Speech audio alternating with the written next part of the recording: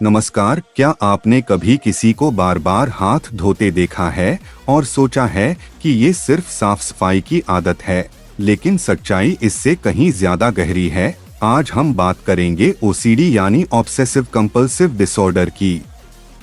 यह एक ऐसी मानसिक स्थिति है जिसमें दिमाग बार बार अनचाहे विचार पैदा करता है, जिन्हें ऑब्सेशन कहा जाता है, और उन विचारों से पैदा हुई बेचैनी को कम करने के लिए व्यक्ति बार बार कुछ काम करता है, जिन्हें कंपल्शन कहा जाता है।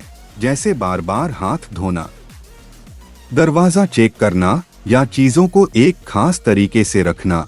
अब सोचिए, अगर आपका दिमाग हर कुछ मिनट में कहे कि आपके हाथ गंदे हैं और अगर आपने उन्हें नहीं धोया तो कुछ बुरा हो जाएगा। यही ओसीडी का डर है। यह सिर्फ आदत नहीं बल्कि दिमाग का एक लूप है जो बार बार चलता रहता है। वैज्ञानिक शोध बताते हैं कि ओसीडी में दिमाग के कुछ हिस्से जैसे ऑर्बिटोफ्रंटल कॉर्टेक्स और बेसल गैंग्लिया ठीक से काम नहीं करते, जिससे दिमाग खतरे को बार बार महसूस करता है, भले ही असल में कोई खतरा ना हो। यही कारण है कि व्यक्ति बार बार वही काम दोहराता है।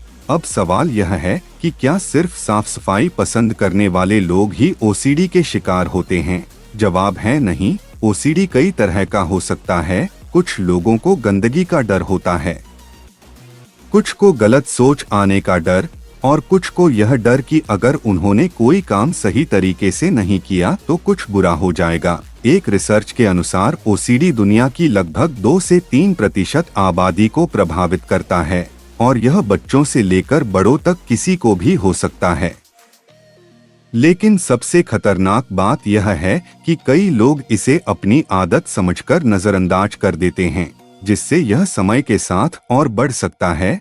अब बात करते हैं इसके लक्षणों की। अगर कोई व्यक्ति दिन में कई बार बिना जरूरत हाथ धोता है, बार बार चीजों को चेक करता है, अपने विचारों पर कंट्रोल नहीं कर पाता या छोटी छोटी बातों पर बहुत ज्यादा चिंता करता है, तो यह ओसीडी का संकेत हो सकता है। लेकिन डरने की जरूरत नहीं है, क्योंकि इसका इलाज संभव है। सबसे प्रभावी इलाजों में से एक है exposure and response prevention therapy, जिसमें व्यक्ति धीरे धीरे अपने डर का सामना करना सीखता है और कंपल्शन को रोकने की प्रैक्टिस करता है।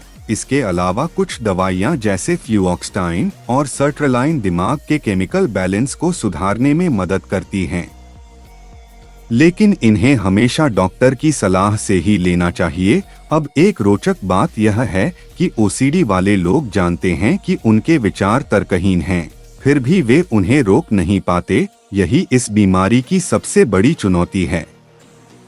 इसलिए उन्हें जज करने के बजाय समझने और सपोर्ट करने की जरूरत होती है।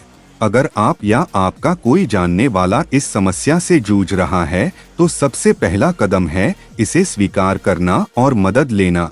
नियमित एक्सरसाइज, मेडिटेशन और अच्छी नींद भी इसमें मदद कर सकते हैं। अंत में याद रखें, ओसीडी कोई कमजोरी नहीं बल्कि एक मेडिकल कंडीशन है और सही इलाज और सपोर्ट से इससे बाहर निकला जा सकता है। अगर यह वीडियो आपको उपयोगी लगे तो इसे जरूर शेयर करें, क्योंकि आपकी एक शेयर किसी की जिंदगी बदल सकती है।